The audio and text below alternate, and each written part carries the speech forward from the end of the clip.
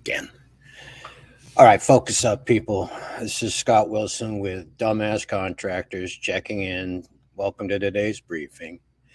You know the drill: like, subscribe, comment, pop the algorithms. All right. Today's topic is for my baby tradesmen. How to be successful, the key to success in the trades. Okay, so first thing you got to realize is that work is not like school.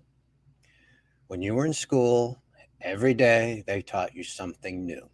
Every day built on what you learned the day before, the week before, the month before, the year before, the decade before. Once you get into trade work and the adult working world in general, it doesn't matter if you're a lawyer or a doctor, you start to do the same thing over and over and over, exactly the same way you did it yesterday, no different than the way you did it last week, no different than the way you did it last month. It's boring, it's repetitious. The reason they call it a trade is because we trade our time for their money. All right, that's important. You get hired by a client to come in and wire a three-way switch. There's only one way to wire a three-way switch, and it's got to work at the end of that wiring. If it doesn't work, the metrics in trade work come right back to you when you go to turn that switch on. It'll trip a breaker. You'll get called back if it keeps tripping that breaker. All right, so it's boring, it's repetitious. That's the way it is. It's not going to change. If you're a lawyer, once you fill out one divorce case, the rest of them are the same. If you're a surgeon, I got to go in for a Mohs procedure, MOHS, Mohs. They're going to do the exact same Mohs procedure that they did on the person before me. It doesn't change. It's not new. It's not entertaining. No one's there to entertain you. You are there to entertain the folks around you. And that's called adulting. All right. So the key to success is, as being a tradesman, is you have to solve more problems than you create. You want to solve infinitely more problems than you create. You want to create as few problems as you possibly can. All right. This is what I tell to my fresh out of college knuckleheads.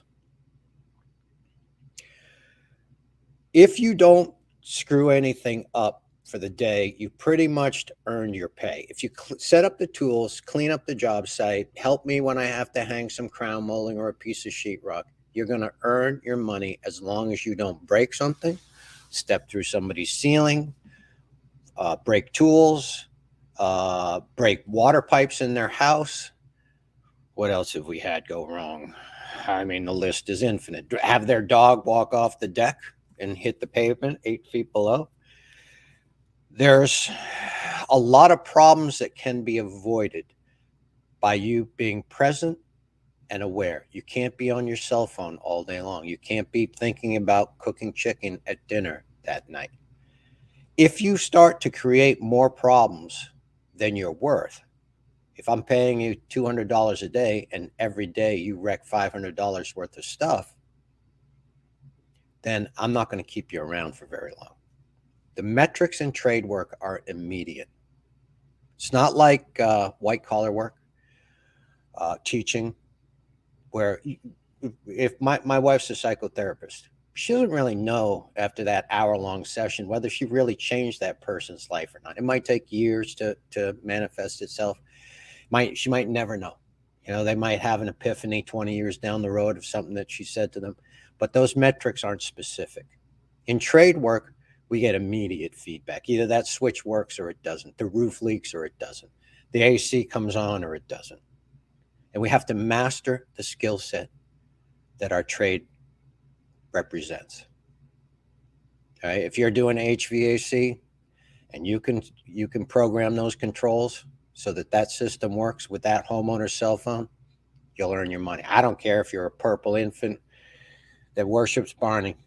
If you can build a chimney, and when I light the fire down below, the flue works right, you're going to get your money. That's the bottom line.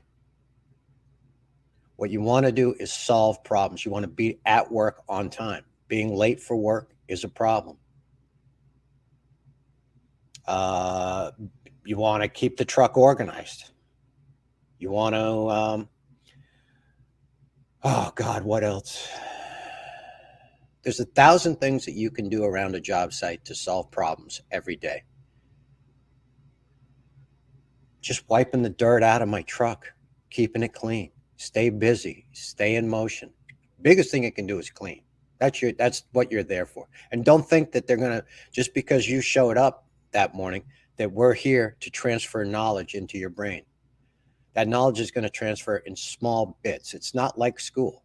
You're not there going to school all day long. You're not getting paid to learn. You are getting paid to learn, but you're not getting paid to learn for 8 hours. You need to produce 7.5 hours worth of work to get a half hour's worth of teaching.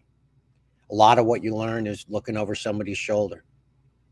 A lot of what you learn is body language, how to walk onto a job like you own it. A lot of it's subtle. It's not a lot of information. A lot of it's a mindset. How am I going to do this grind for 30, 40, 50 years? All right. You want to change your outlook. It's not entertaining. It's hard work. Sometimes you're out in the heat. Sometimes you're out in the rain, cold. Roofers, my God, it's all kinds of weather with no shade around. All right. So you want to solve an infinite amount of problems, and you want to create almost no problems. Further up the food chain you go, the bigger problems you're going to create. If you own a general contracting firm and you misread the blueprints and you bid on a project as if it's half the size that it actually is, then you're going to lose a lot of money. So the further up the food chain you go, the bigger the mistakes are going to be. So you want to minimize your mistakes in the beginning. You want to be present, focused, relaxed, ready. When I turn around and I say, okay, now I need you to move this piece of sheetrock for me. If I'm hanging sheetrock in a bathroom around a 50-year-old rat's nest of plumbing and I can't tag any pipes with screws, it's a very high-skilled procedure. But when I'm down on my hands and knees in a corner looking for pipes, I need an extra set of hands to slide that sheetrock back. That's where you learn. Keep your mouth shut, your ears open, your eyes open. You want to watch and you want to learn. You want to be quiet. You want to not interrupt a skilled tradesman's train of thought. He's solving very complicated problems that you don't even know how deep they go and what the implications are from them. He does. Keep it clean. Keep the tools organized. Do what you're told. Be present, relaxed, and focused. All right? We're burning daylight. Scott Wilson with Dumbass Contractors. Checking out, urging you to stay loose, stay relaxed, and most importantly, stay in front of it. Wilson out.